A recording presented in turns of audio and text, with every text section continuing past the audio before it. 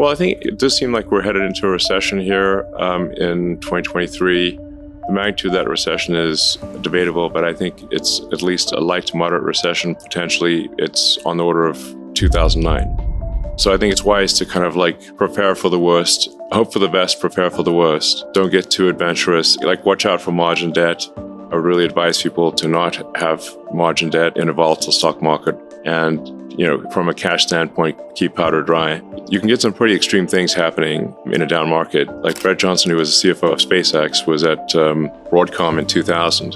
And he said that, and that's a good company making good products. And he said from peak to trough, I think in less than 12 months, Broadcom went down 97%. So like, even if you had a small margin loan there, you got crushed. It subsequently recovered, and I think, to much higher levels. But, if there's like mass panic in the stock market, then you've got to really be careful about margin debt. But I mean, this is just, as we know, the economy is cyclic and somewhat overdue for a recession. And my best guess is that, we have sort of stormy times for a year to a year and a half, and then things dawn breaks roughly in Q2 24, if I were to guess. That's like my best guess. Recessions don't, like booms don't last forever, but neither do recessions. And it's a 14-year boom, so a 6-quarter recession seems like that might actually balance out. The last time it was, 4 or 5 quarters? So it's not easy. Interest rates have been rising. That increased the cost to the consumer of getting loans, things like that. We've had a stock market correction, really a crash in a lot of growth stocks, software stocks. From where you sit and the data that you see, where do you think the economy is headed right now? Do you think we're in a recession, or is it just a risk? How do you assess our current economic situation? Well, predicting macroeconomics is always difficult, and one should assign probabilities to these things. But ironically, I did last year. People asked me what I think about the economy. I said, well, I think we might enter a recession in approximately spring of 2022. Yeah. Now, the thing is that recessions are not necessarily a bad thing. I've now been through a few of them. And what tends to happen is if you have a boom that goes on for too long, you get misallocation of capital. It starts raining money on fools, basically. It's like any dumb thing gets money. And I'm sure you've seen a few of those. So at some point it gets just out of control, and you just have a misallocation of human capital where people are doing things that are silly and not useful to their fellow human beings. And then those companies, there needs to be sort of an economic enema, if you will, to have everyone sort of shift uncomfortably in their seats. But eventually the economic enema does its job. It clears out the pipes, if you will. Yes. And sort of the bullshit companies go bankrupt, and the ones that are doing useful products are prosperous.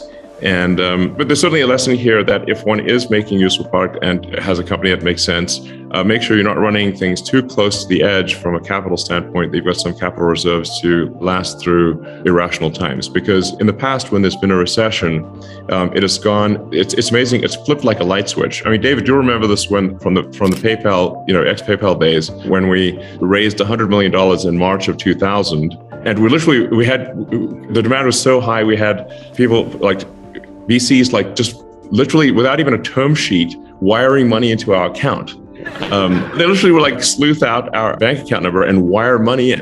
And we're like, where'd this come from? And it's like, so it was like, there was literally fire hosing money in March of 2000.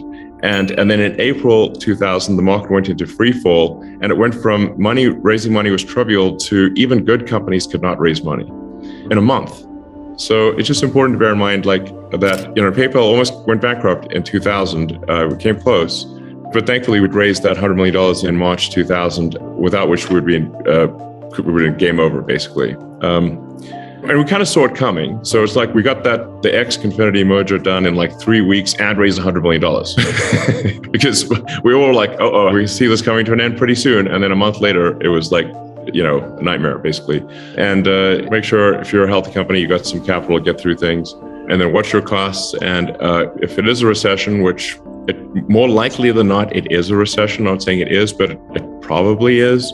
Then just watch your cash flow and get to positive cash flow as soon as you can. So I think we probably are in a recession, and that recession will get worse. But these things pass, and then there will be boom times again. So it'll probably be some tough going for, I don't know, a year. maybe 12 to 18 months is usually the amount of time that it takes for a correction to happen. The obvious reason for inflation is that the government printed a zillion amount of more money than it had, obviously. It's like the government can't just, have issued checks far in excess of revenue without there being inflation. Velocity of money held constant. So unless there's something would change with velocity of money, but if the federal government writes checks, they never bounce. So that is effectively creation of more dollars. And if there are more dollars created, then the increase in the goods and services output of the economy, then you have inflation. Again, velocity of money held constant. But this is very basic. This is not like, super complicated. And if the government could just issue massive amounts of money and deficits didn't matter, then why don't we just make the deficit 100 times bigger? Okay. Yeah. And the answer is you can't, because it will basically turn the dollar into something that is worthless. And various countries have tried this experiment multiple times. It's not like, I wonder what happens if this is done. Yeah. Have you seen Venezuela? Like the poor people of Venezuela have been just run roughshod by their government. And so obviously you can't simply create money. The true economy is very important. Like the true economy is the output of goods and services. It's not money. It's literally what is the output of goods and services. Money is simply a way for us to, or anything that you call money, is a way for us to conveniently exchange goods and services without having to engage in barter, and also to shift obligations in time. Those are the two reasons that you have money. This thing called money. It's really it's a database. Money is an information system for labor allocation and for exchange of goods and services and for translating in time.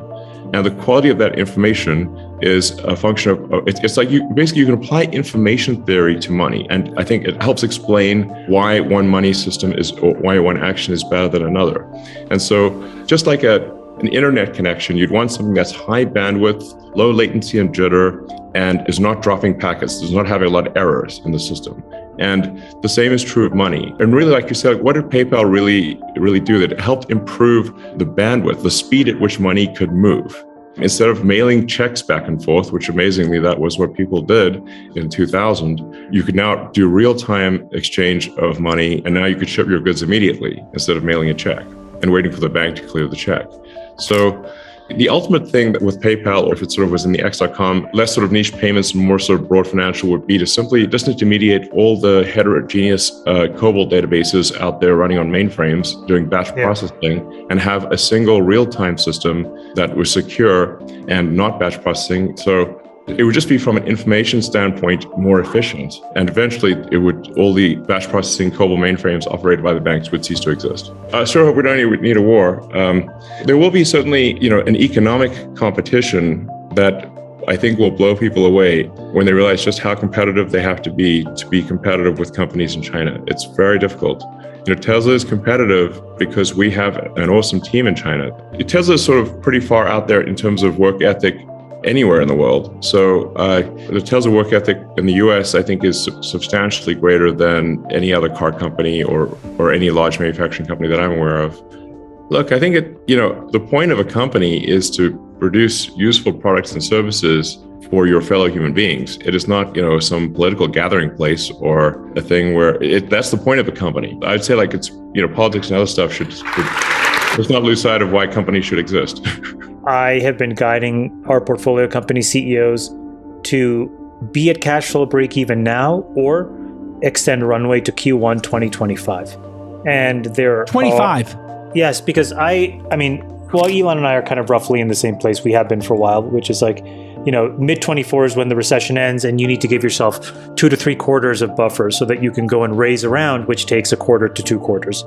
And once you start to get escape velocity out of a recession, having money through end of Q1 2025, I think, is a minimum requirement. And, of the companies that I think were the most precariously positioned, there was 5 of them that got their acts together and really did it. But these are all CEOs of companies that, if I said them, you would know some of them. Yeah, I said Stan Druckenmiller. He, as you recall, last year he predicted that inflation would be lasting. This was in spring of 2021 when transitory was the word of the day. This year, he predicted the bear market rally we had in July and August. And I remember back at the Kotu Summit in May, or around that time, he was interviewed, and he basically was saying that as soon as there was a bear market rally over the summer, that he would then put his short position on. I don't know if he actually did that, but he said he was going to do that. And then it turns out that the summer rally that we had was a dead cat bounce. So he was right about that. And now he is predicting a hard landing in 2023 with a deeper recession than many expect. So sadly, I suspect he may be right yet again.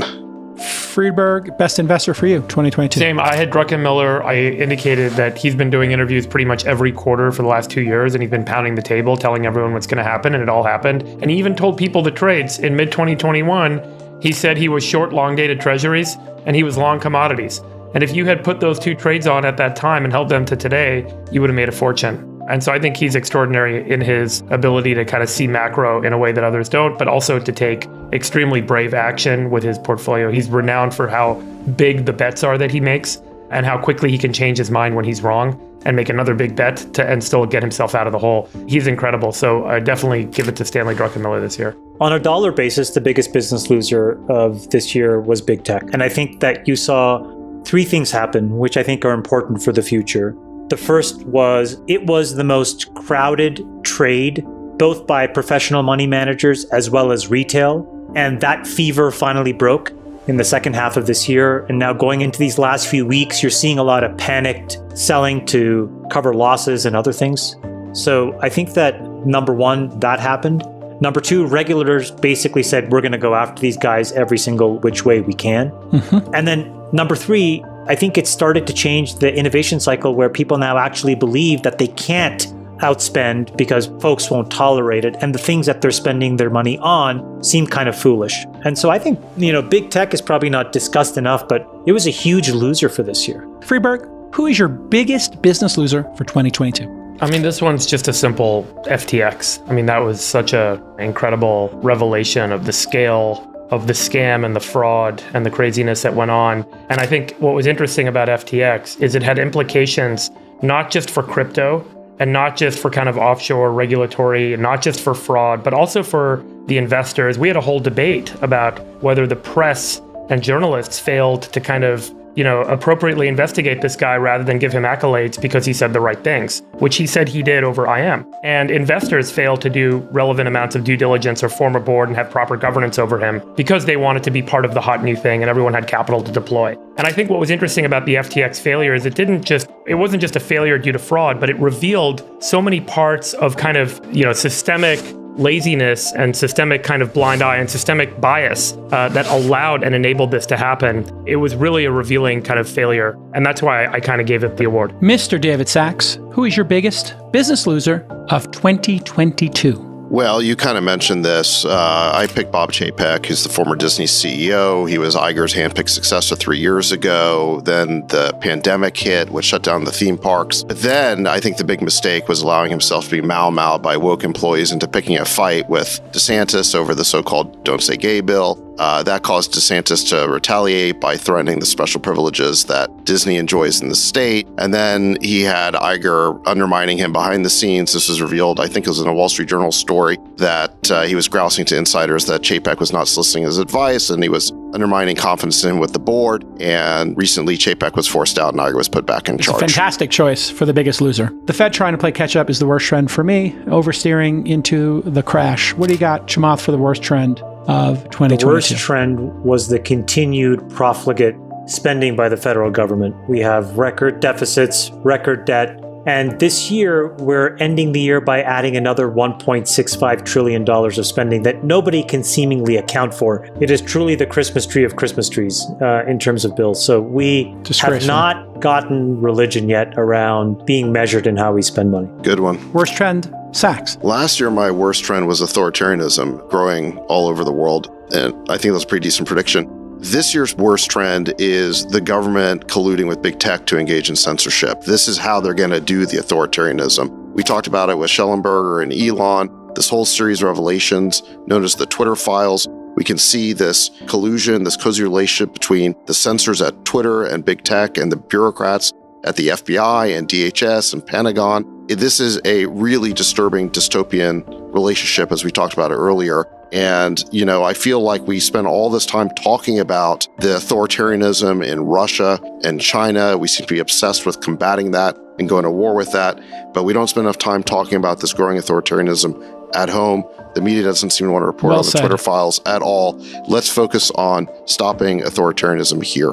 Well said, Friedberg. What's your worst trend of My worst the year? trend for 2022 is what I would call interest rate mania. And I think that this is the mania that we've been caught up in on this show, that other people on our thread, people in the business community and the investing community, where everyone's obsession with did the Fed act soon enough or late enough, and that interest rates ultimately drive success or failure with building businesses and making good investments. All right, and the truth is, when interest rates go the wrong way, good investments can kind of strengthen their way, can make their way through those environments. Bad investments cannot. Good businesses can make their way through and bad investments cannot. And so I think our mania around the fact that interest rates and the Fed ultimately drove bad outcomes in businesses and investments is a flawed kind of assertion. And we all want to kind of get back to the drunken days where, a low interest rate environment enables us all to be successful and wealthy. And I think that that's kind of changed. So I think it's time for us to get away from the interest rate mania and focus more on solid investing and solid business.